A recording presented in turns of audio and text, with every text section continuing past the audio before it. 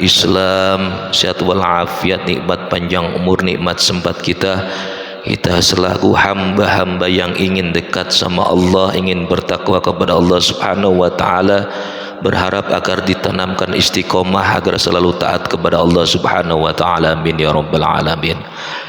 Salawat diring salam kita haturkan kepada mendapatkan syafaat hutbah dari baginda Rasulullah sallallahu alaihi wasallam. Amin amin ya rabbal alamin.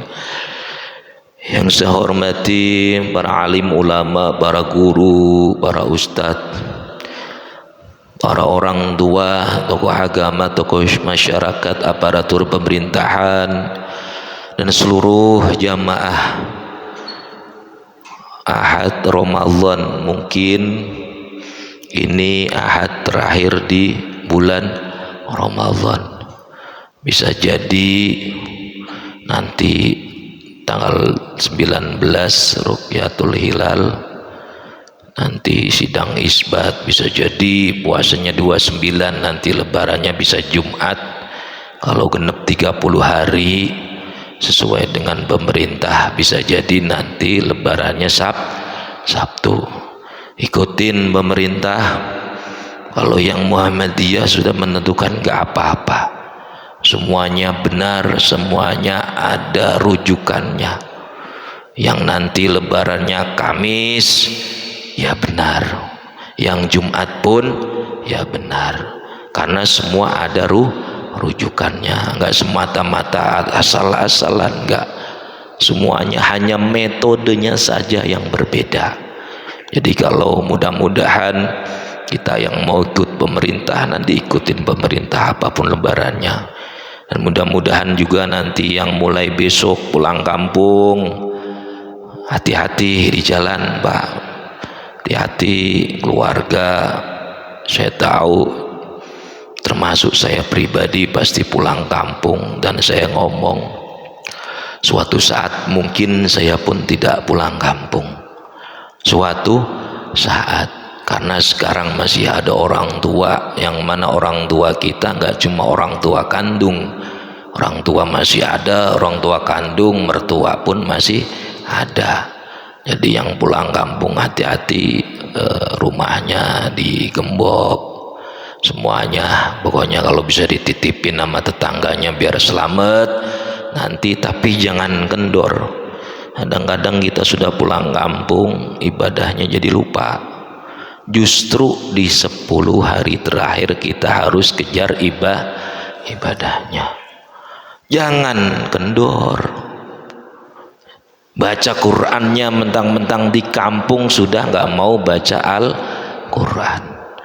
Trawehnya udah ganti ke alun-alun.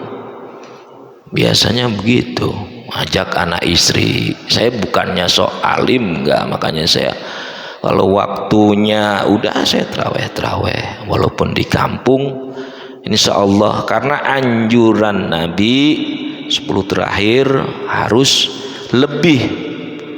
Sedihnya kayak apa ditinggal bulan suci Ramadan, tahu-tahu sudah hari ke-25, 26, 27, bentar lagi Ramadan akan ninggalin kita, yang mana Allah Subhanahu wa taala memberikan kita obral bonus besar-besaran. Tapi yaitu pesan saya, walaupun nanti di kampung tingkatin ibadahnya, baca Al-Qur'annya tingkatin. Boleh kita kumpul keluarga, boleh, cuma jangan lupakan apa yang menjadi amalan-amalan walaupun sunnah. Sayang, apalagi belum tentu kita ketemu di Ramadan tahun depan, belum tentu. Manfaatin, makanya tadi ada itikaf. Alhamdulillah, minggu kemarin saya ngomong, alhamdulillah malam ini tadi ada 13 orang iktikaf bareng-bareng. Iktikaf apa sih? Iktikaf itu berdiam diri sengaja dari rumah ke masjid. Nggak ada iktikaf itu di rumah. Rukunnya apa yang pernah niat? Iktikaf. Nawaitu iktikaf fi hadal masjid lillahi ta'ala. Niatnya fi hadal masjid, saya niat itikaf di masjid karena Allah ta'ala. Itikaf anjuran baginda Rasul, betul. Jadi perintah puasa, perintahnya iktikaf itu sama di tahun 2 Hijriah. Bedanya kalau sholat tarawih kemarin tahun 2 Hijriah di malam kedua. Tapi kalau iktikaf puasa Ramadan dari 1 Ramadan. Anjurannya di 10 hari terakhir, mau ganjil mau genap mumpung libur, ayo kita iktikaf. Kita iktikaf ngapain? Berdiam diri. Ngapain? Ibadah diam diri dengan baca Al-Quran, sholat sunnah taubat, sholat sunnah hajat, baca istighfar, baca sholawat, baca amalan baginda Rasul subhanahu wa bihamdihi subhanallahil azim. Paling seneng itu baginda Rasul, amalan seperti itu jalanin. Mudah-mudahan tahun depan kita bisa itikaf bareng-bareng, tambah lagi jamaahnya jangan cuma 13 orang. Mudah-mudahan niatin, mudah-mudahan kita bertemu bulan Ramadan tahun depan, kita sama-sama beritikaf. Dulu 2 Hijriah itu berarti baginda Rasul umurnya 54 tahun, karena 1 Hijriah pertama ada Hijriah itu 53 tahun. Jadi iktikaf itu pertama dijalankan oleh baginda Rasul itu di umur 54. Makanya baginda Rasul jalanin puasa, jalanin iktikaf, jalanin sholat sunnah tarawih itu cuma 9 tahun. Lah kita hambanya setiap tahun dikasih bulan suci Ramadan, dikasih kesempatan, mosok kita nggak bisa memanfaatkan, minimal kita bisa menjalankan sunnah baginda Rasulullah Sallallahu Alaihi Wasallam. Biar pada sehat, yang pulang kampung bisa kumpul keluarganya. Sebelum kita sama-sama belajar, nanti insya Allah sama-sama kita belajar tentang zakat. Dalilnya nanti saya utarakan, saya sampaikan. Mudah-mudahan sholawat istighfar kita sebagai penggugur dosa-dosa kita, dan kita berharap amalan kita, sholat kita, puasa kita, tarawih kita, tadarus kita, zikir kita sampai ke-25 ini diterima dan mendapat pahala dari Allah Subhanahu wa taala. Amin ya rabbal alamin. Jamaah yang dimuliakan Allah Subhanahu wa taala, zakat itu perintahnya dalam Al-Qur'an. A'udzu billahi minasyaitonir rajim. Bismillahirrahmanirrahim. Wa aqimus shalah wa atuz zakah. Jadi suruh dirikanlah salat dan bayar zakat. Jelas, Pak. Makanya kalau zakat fitrah itu hukumnya fardu, harus dibayar. Karena wajib. Untuk apa sih bayar zakat fitrah? Untuk menyempurnakan semua amalan kita selama bulan suci Ramadan, sekaligus membersihkan kita, jasad kita semuanya bersihin. Enggak cuma jasadnya, tapi menyempurnakan amalan semuanya. Puasa kita ditutup dengan zakat fitrah, wajib hukumnya. Makanya digemborin kalau habis tadarus, pas tadarus ya, diumumkan pada seluruh warga Perumahan Senopati yang belum segera, nggak usah nunggu ntar ujung-ujungnya malah lupa, dibawa malah ke kampung zakatnya. Boleh, tapi kita tinggal di sini, ilok zakatnya di sono, di kampung, jauh-jauh banget. Toh kita pun ada laporan yang secara transparan, disampaikan nanti pas sholat Idul Fitri mendapatkan uang sebesar misalnya 30 juta dan beras 1 ton misalnya. Kemarin kalau nggak salah hampir 800 kilo ya Pak ya, hampir 800 kilo, uangnya 29 jutaan, dibagiin 8 asnaf. Dan perintahnya pun nggak sekedar dalam Al-Quran, hadis Bukhari dan Muslim, bunyal islamu ala khamsah, berdirinya Islam atas 5 perkara. Asyhadu an la ilaha illallah wa asyhadu anna Muhammadar Rasulullah. Yang pertama yaitu syahadat. Yang kedua apa? Wa iqamus shalah. Kedua salat. Wa ita'uz zakah.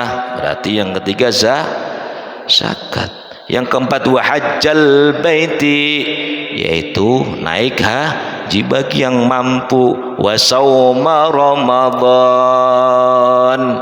Begitu. Komplit harus. Dalilnya ada, Al-Qur'annya pun ada. Al-Qur'annya tadi udah disebutkan. Terus ada juga banyak riwayat, kata Ibnu Umar, beliau berkata, hadisun Umar radhiyallahu anhu, Ar-Rasulullah sallallahu alaihi wasallam farada zakatal fitri. Ada spesifiknya. Tapi kalau tadi kan nggak merujuk, walaupun zakat secara umum ada zakat fitrah, zakat mal, seperti itu. Lebih spesifik. Zakatul fitri min Ramadan 'alan nasi sa'an min tamrin aw sa'an min sya'irin 'ala kulli khurun aw 'abdi dzakrin aw usna minal muslimin. Kata Rasulullah sallallahu alaihi wasallam bersabda, telah diwajibkan zakat fitrah pada setiap bulan suci Ramadan. 'Alan nasi, yaitu kepada seluruh umat Islam.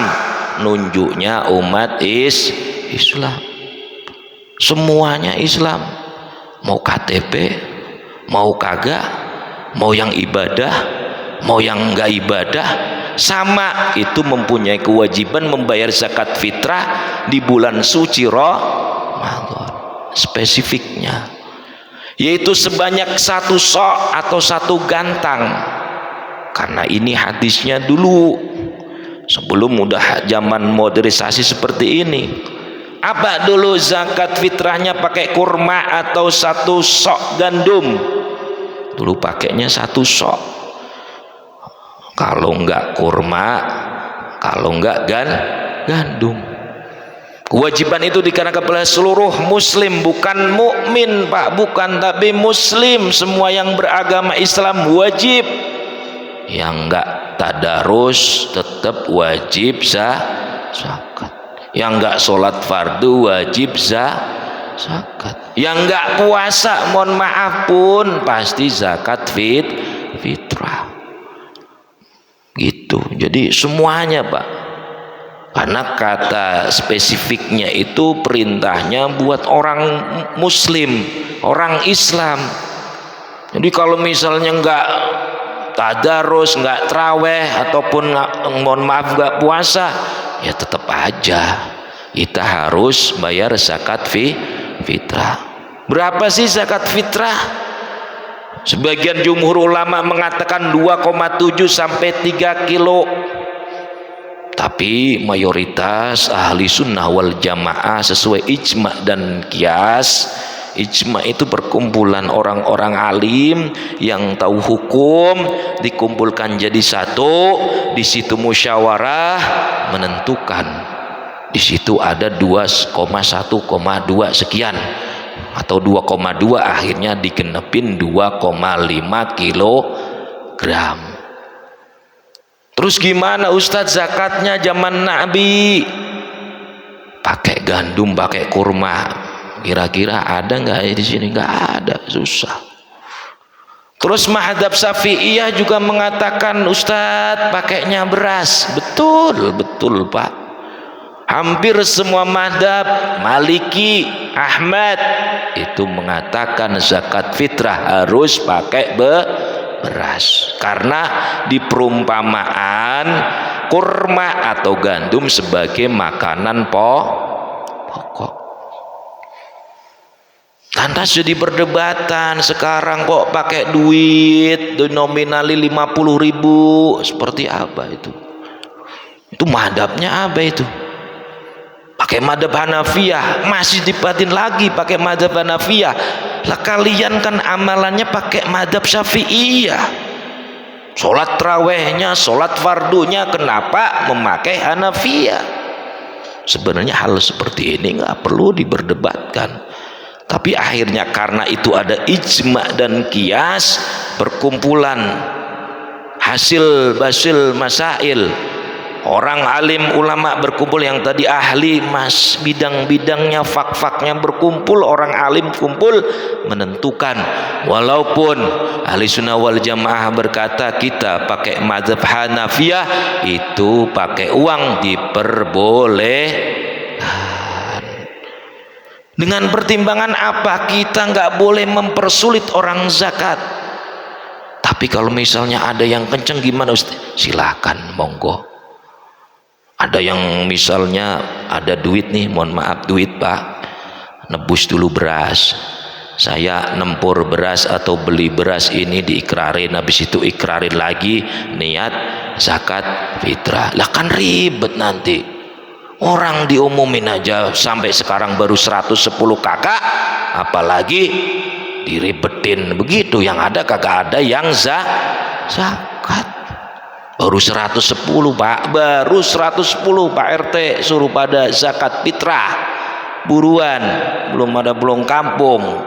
Kita kerja di sini nyari duit sini, berak di sini, kita zakatnya di sini. Itu dengan jauh-jauh di kampung. Di kampung saya, Pak Ustadz boleh, tapi anak saya aja. Bagus. Madukun bayi misalnya. Sama dukun bayi silakan sok mangga. Minimal satu kakak mas satu.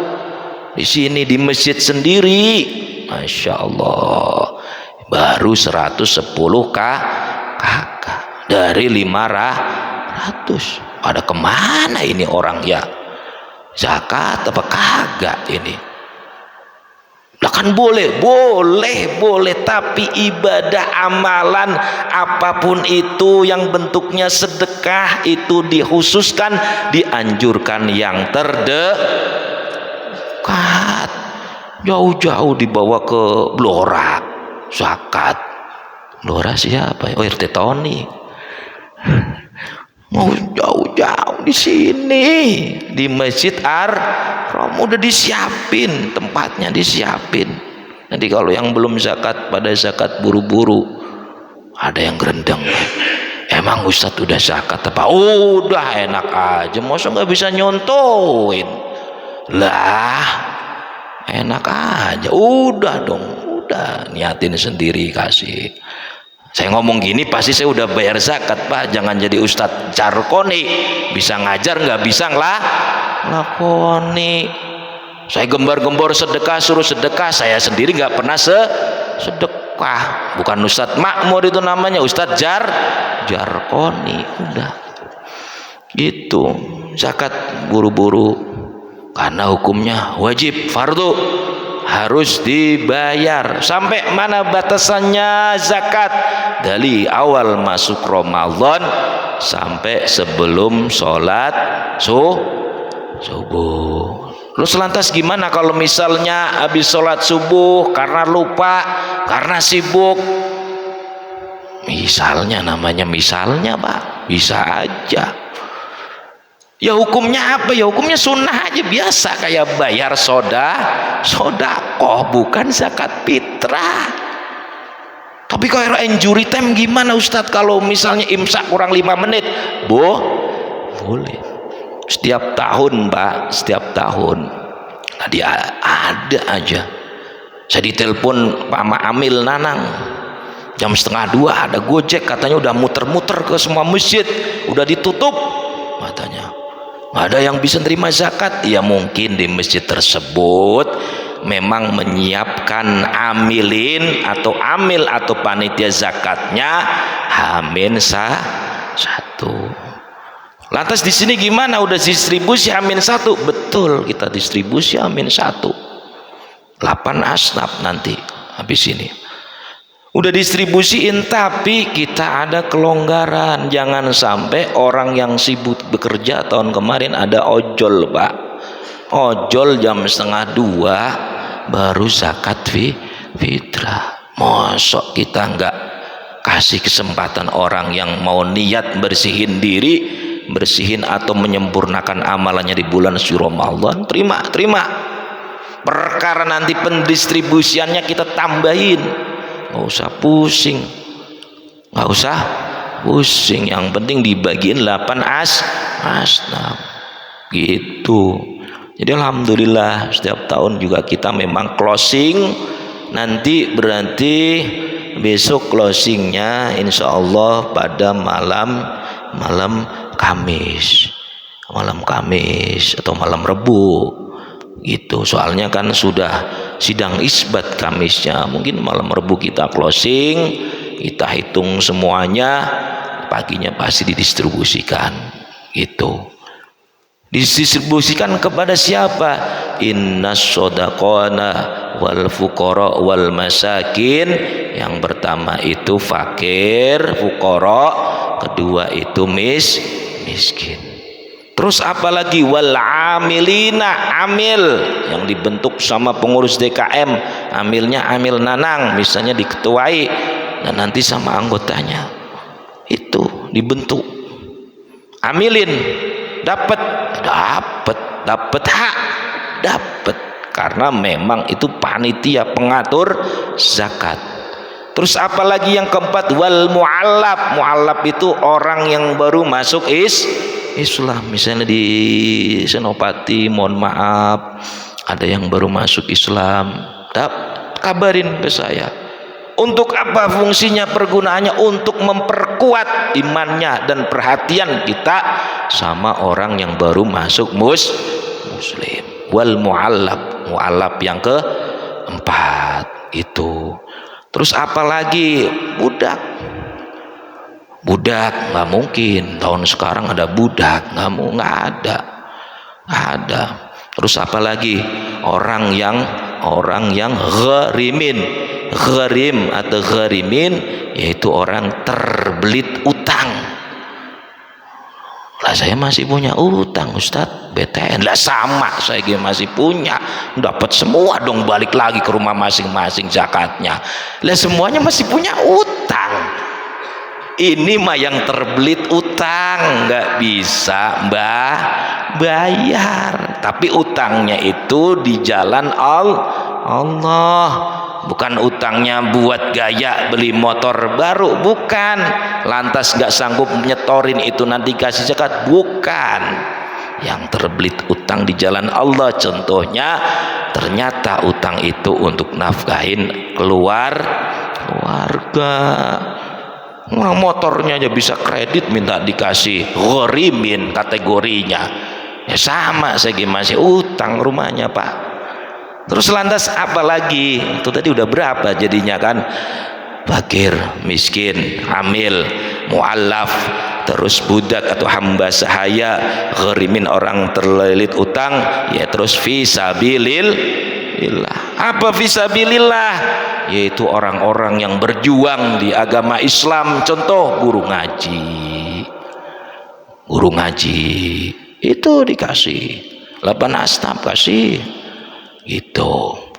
Terus yang terakhir yaitu Ibnu Sabil, itu orang yang safar perjalanan, dan di saat di tengah perjalanan itu kehabisan ongkos sampai nggak bisa buat untuk melanjutkan perjalanan, boleh kita kasih zakat fitrah. Itu mustahik atau 8 asnaf, 8 golongan yang berhak mendapatkan pendistribusian zakat fitrah, Pak.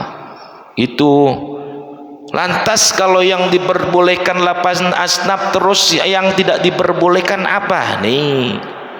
Ada yang dibolehin, ada yang nggak boleh dong. begitu. Apa yang pertama itu keturunan cucu cicitnya baginda Rasulullah Sallallahu Alaihi Wasallam itu haram. Kalau dikasih zakat fitrah cucunya ini haram, tidak boleh. Cuma ada dua soalnya. Terus yang kedua apa ini? Yang kadang-kadang salah kaprah. Jangankan orang lain, di keluarga saya pun di kampung saya kasih paham. Zakat sama mbahnya nggak boleh itu.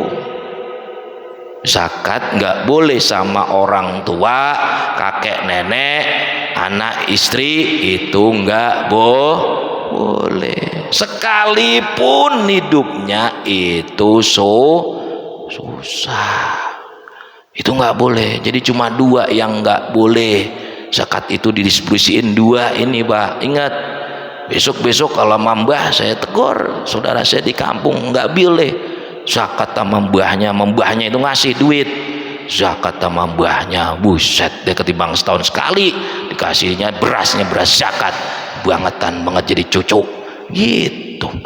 Makanya diharamkan, nggak boleh Pak, nggak boleh. Kalau mau ngasih beras ya kasih aja beras, tapi jangan sampai beras kita zakat fitrah dikasih sama kakek nenek, orang tua kita, anak kita yang susah misalnya, nggak boleh. Kalau misalnya dapat bagian dari lain silakan, karena nggak ada ikatan keluarga itu Pak. Ingat Pak, ingat itu. Dia harus jelas duduk permasalahannya. Apalagi kita di sini juga banyakan pakai duit. Tadi udah saya jelasin semuanya juga biar paham lah, biar paham itu tentang zakat fitrah. Lantas kalau zakat mal seperti apa? Harus masuk satu nisab. Kalau misalnya gaji, paling enggak gajinya Pak 8,5 juta, itu baru ada sunnah muakkadah, ada penekanannya. Kudu harus gajinya yang udah gede-gede, apalagi lebih zakat mal, apalagi punya usaha kayak saya udah nyontoin, gak usah orang lain, saya aja apa yang nyontoin yang lain. Wajib Pak, sunnah harus bayar zakat mal. Tapi mohon maaf, kalau saya biasanya baginya nanti di kampung Mbak, di kampung. Kalau pusing kalau usaha, karena kita memang aturannya agak ribet, karena memang hukumannya pun ribet. Lebih baik jadi orang biasa, daripada jadi orang kaya nggak bisa buang zakat mal.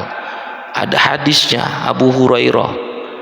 Hadisun Abu Hurairah radhiyallahu anhu, qala Rasulullah sallallahu alaihi wasallam, setiap pemilik zakat kata baginda Rasul nih Pak, yang punya emas batangan, yang punya perak kepingan tidak mengeluarkan zakat, yang punya duit banyak tidak mengeluarkan zakat mal, di hari kiamat ia akan dibakar tulang-tulang rusuknya oleh Allah Subhanahu wa taala. Naudzubillahi min dzalik.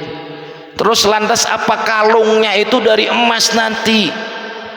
Jadi kalung itu nanti di hari kiamat nih, yang kalungnya banyak, emasnya banyak, tapi nggak bayar zakat mal tahunan, itu nanti kalungnya dijadiin kalung berupa api, akan membakar di neraka jahanam. Naudzubillahi min dzalik. Terus yang nggak punya duit sama yang punya duit, makanya nggak gampang jadi orang kaya. Timbang orang kaya nggak bisa bersyukur, nggak bisa zakat mal, percuma. Nyeselnya minta ampun. Karena apa? Nanti tulang rusuknya, dadanya ini Pak, bahunya di sini Pak, akan hancur dipanaskan sama neraka jahanam, akan keluar tulang-tulangnya. Itu kata Abu Hurairah, bukan kata saya mah nyampein. Ustaz nyeremin amat, saya nggak mau jadi kaya lah. Kaya mah nggak harus Pak. Manusia itu tugas cuma satu, wasjud waqtarib, sujud, nggak perlu kaya, nggak suruh kaya, nggak suruh miskin juga, cuma disuruhnya wasjud waqtarib, sujud sama Allah. Itu udah cukup. Percuma kalau kaya nggak bisa manfaatin hartanya. Lantas qala Rasulullah sallallahu alaihi wasallam tanya lagi, sahabat baginda Rasul, lantas yang punya unta seperti apa, yang punya kambing banyak seperti apa, yang punya sapi banyak seperti apa kalau misalnya nggak mengeluarkan zakatnya? Baginda Rasulullah membalas, nanti di padang yang sangat luas di hari kiamat kelak, itu si unta, si kambing, si sapi yang jumlahnya ada di dunia yang dia miliki, yang nggak mau zakat, itu dikumpulkan di yang luas. Suruh ngapain? Suruh nginjek orang itu, Pak. Naudzubillahi min dzalik. Makanya serem, nggak usah jadi orang kaya, minder jadinya. Lah kalau nggak bisa manfaatin uangnya buat apa? Keras banget Ustadz, malah saya menyampaikan apa yang ada di sini. Mudah-mudahan menjadi ibroh kita. Oh, berarti saya kemarin saya yang belum buang zakat, saya buang saya hitung dalam setahun penghasilan saya seberapa sih ini. Oh, dalam setahun bersihnya 50 juta misalnya, saya harus keluarin berapa? 2,5% minimal keluarin, Pak. Nggak usah takut miskin, tetap aja mati juga ujung-ujungnya bawa kain kafan. Nggak usah takut miskin, keluarin. Yang udah pada masuk nisab semua keluarin. Yang punya emas banyak keluarin zakatnya. Makanya nggak usah nyetok banyak emas, beresikonya yaitu harus buang zakatnya. Itu emas sudah cukup gitu. Jadi kita buat pembelajaran, yang punya hewan ternak semuanya pun nanti akan diinjak, bahkan digigitin nanti di hari kiamat, digigitin sama hewan ternak yang kita pelihara. Naudzubillah min dzalik. Jangan sampai, mudah-mudahan kita yang mempunyai ilmu walaupun sedikit demi sedikit, insyaallah yang terpenting apa yang menjadi kewajiban segera tunaikan, buru-buru. Kalau misalnya tadi ada masalah perbedaan pandangan itu wajar, yang penting sudah saya jelaskan. Kalau pakai duit pun sok mangga, pakai beras pun sok mangga, tapi jangan beras yang murah. Udah 7.000 buat zakat, nggak boleh. Kalau misalnya ibarat mau bersihin dakinya kagak bersih, lah nggak bersih, lah orang beli sekilonya yang 7.000 yang warnanya hitam, udah ukurannya teksturnya berasnya pendek banget lagi kan begitu. Jadi yang bagus beli berasnya, Pak, yang bagus, yang termahal kalau bisa. Sekilonya 13.000 15.000 beli yang mahal. Kalau pengen gak ribet udah 50.000 ketimbang 50.000. Udah, nanti yang belum bayar zakat, nanti insyaallah ba'da sholat asar kita buka sampai sebelum sholat maghrib atau sebelum buka puasa. Takutnya mumpung libur, kalau hari biasa kerjanya pulang malam, hari ini kita ada kelonggaran nih, pengurus masjid yang mau buka bayar zakat nanti habis sholat asar, pada sholat asar kita buka. Tua nih, bade orang tua saya semuanya, Pak, mohon maaf semuanya jamaah, karena saya yang sering ngecaprak modelnya begini. Ngecaprak pasti banyak dosanya. Yang lebih banyak dosanya mungkin saya, karena saya banyak ngecaprak, tapi saya punya kewajiban untuk mengingatkan. Karena saya kalau menyampaikan nggak menjerumus satu orang, semuanya di pengajian bulanan pun semuanya saya sampaikan. Jadi mohon maaf, saya pribadi dan keluarga dan seluruh jajaran pengurus DKM Ar-Rahman, barangkali di tahun 1446 sampai 1447 Hijriah saya banyak dosa, banyak salah, banyak khilafnya. Ucapan saya juga barangkali ada yang menyakiti hati pas waktu saya dakwah. mohon dibukakan pintu maaf yang sebesar-besarnya Pak ya. Kira-kira pada maafin saya enggak ini? Insya Allah ya Pak ya, maafin, doain saya, yang penting saya mah sehat, saya masih bisa ngajar dengan keterbatasan waktu ilmu saya. Keterbatasan ilmu saya mudah-mudahan sedikit banyaknya bisa saya sampaikan, biar bisa manfaat buat saya, pengiling-iling saya Pak, pengiling-iling saya. Oh jadi ngaji gitu, tahu zakat itu ini dasarnya, hukumnya seperti ini, 8 asnaf itu seperti ini, seperti itu. Apa yang diperbolehkan menerima zakat, oh ternyata 8. Apa yang nggak diperbolehkan, oh ternyata 2. Jadi minimal ngaji pulang bawa ilmu, insya Allah pulang, apalagi di bulan suci Ramadan, Allah angkat dosa kita, amin ya rabbal alamin, dan kita pulang mendapatkan pahala sholat sunnah 1000 rakaat, amin ya rabbal alamin. Terakhir ada kabar dari jamaah yang 2 mingguan, Pak Irfan Warga RT 3 katanya sakit. Memang beliau sudah cuci darah seminggu 2 kali. Ngaji Pak di sini, ngaji kalau sehat mah ngaji beliau. Kita doain wasilah suratul Fatihah, mudah-mudahan atas izin Allah Subhanahu wa taala wasilah suratul Fatihah dengan penuh keikhlasan dan keyakinan Allah Maha segalanya, Allah angkat penyakitnya Bapak Irfan yang ada di RT 03 ala hadhihi niyah wa ala kulli niyatin sholihah wa ila hadratin Nabil Mustafa al-Fatihah. A'udzubillahi minasyaitonir rajim. Bismillahirrahmanirrahim. Alhamdulillahirabbil alamin arrahmanir rahim maliki yaumiddin iyyaka na'budu wa iyyaka nasta'in ihdinas siratal mustaqim siratal ladzina an'amta 'alaihim ghairil maghdubi 'alaihim waladdallin amin ya rabbal alamin. Kurang lebihnya mohon maaf. Saya juga maafin Bade, Pak Nanang, dari tahun ke tahun belum bisa nemenin untuk mengurus zakat fitrah, tapi saya walaupun di kampung pas pembagiannya saya ada online itu musyawarah online untuk si 8 asnaf ini siapa saja yang akan dibagi. Jadi walaupun saya di kampung jasadnya, insya Allah saya tetap pikirannya ada di Masjid Ar-Rahman. Jadi insya Allah saya sehat, insya Allah balik lagi ke Senopati, ada halal bihalal, ada pengajian, kita berkumpul lagi, kita sama-sama giroh, semangat kita untuk menuntut ilmu, biar tahu kalau kita dipondasikan ilmu, insya Allah mudah-mudahan kita selamat fit dini wa dunya wal akhirah, amin amin ya rabbal alamin. Kurang lebihnya mohon maaf dari saya, wallahul muwaffiq ila aqwamit thoriq. Wassalamualaikum warahmatullahi wabarakatuh.